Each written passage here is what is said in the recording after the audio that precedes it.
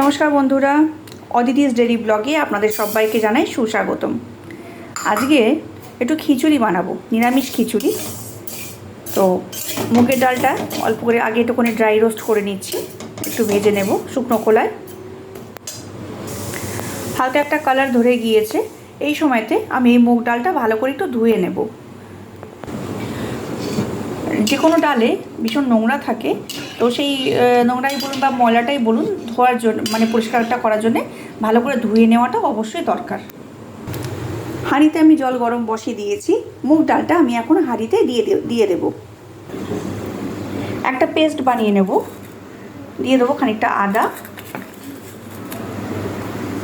Tomato দিয়ে দেবো। একটা টমেটো পেস্ট করে নেবো, আর একটা টমেটো গোটা আমি যখন আমি মশলাটা কষবো সেই সময়তে দেবো। দিয়ে দিচ্ছি একটু জিরে গুঁড়ো, যদিও গুঁড়ো করা রয়েছে তবুও আমি একবারে মিক্সিতে পেস্ট করে নেবো। দিয়ে দেবো অল্প করে একটুখানি কাশ্মীরি লঙ্কা গুঁড়ো। কয়েকটা আলু একটু ভেজে নিচ্ছি, এটা আমি খিচুড়িতে দেবো।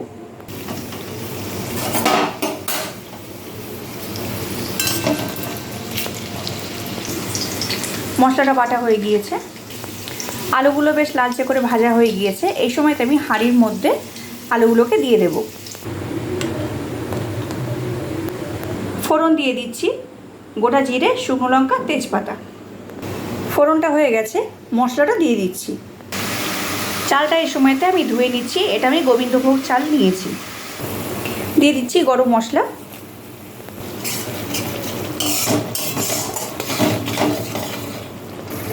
দিয়ে দিচ্ছি দুটো কাঁচা লঙ্কা,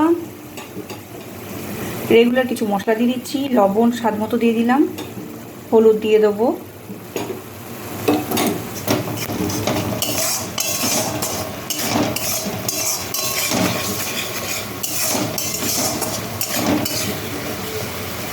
দিয়ে দিচ্ছি চিনি,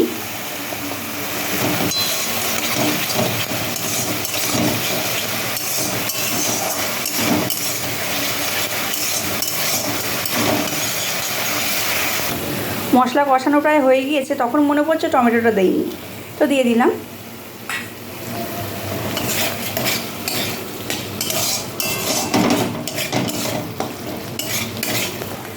মশলাটা এদিকে কষানো হোক, চালটা ততক্ষণ আমি এখানে দিয়ে দিচ্ছি।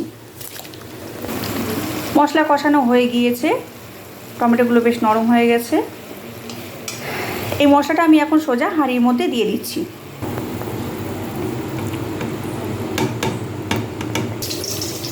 খিচুড়িটা দিয়ে এত সুন্দর একটা গন্ধ বেরোচ্ছে, আমার হাজব্যান্ড ঘর থেকে ছুটে এসে আমায় বললো, এত সুন্দর গন্ধটা কিসের, কী বানাচ্ছ?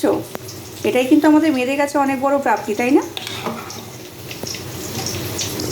দিয়ে দিচ্ছি কাজু আর কিশমিশ,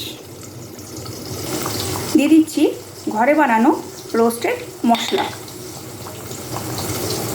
এই রোস্টেড মশলার মধ্যে রয়েছে গোটা জিরে, গোটা ধনে, তেজপাতা, শুকনো লঙ্কা, গোটা গরম মশলা। এই সবগুলোকে আমি ঘরে ড্রাই রোস্ট করে একটা মশলা বানিয়ে রেখেছি। এই মশলাটা এই ধরনের রান্নাগুলোতে দিলে খুব সুন্দর একটা স্বাদ আসে, গন্ধতে খুব সুন্দর হয়। আজকে কিন্তু আমি এই খিচুড়িটা পুরো শুকিয়ে ফেলবো না, হালকা একটু এই ঝোল মতন ব্যাপারটা রাখবো। এটা ঠান্ডা হয়ে গেলে আরও একটুখানি জলটা মরে যাবে, তো সেইভাবেই একটু রাখবো। খিচুড়ি প্রায় কমপ্লিট হয়ে গিয়েছে বন্ধুরা। শেষমেশ দিয়ে দিচ্ছি অল্প করে একটুখানি গোটা গরম মশলা আর ঘি। এটা দিয়ে রান্নাটা আমি কমপ্লিট করব। খিচুড়ি কমপ্লিট হয়ে গিয়েছে বন্ধুরা। পটল ভাজা, বেগুন ভাজা, আমের চাটনি আর অল্প করে একটুখানি পাঁপড় ভাজা। আপনাদের যদি আমার রেসিপিটা ভালো লেগে থাকে তাহলে অবশ্যই করে একটা লাইক, কমেন্ট, শেয়ার করতে ভুলবেন না। ধন্যবাদ বন্ধুরা।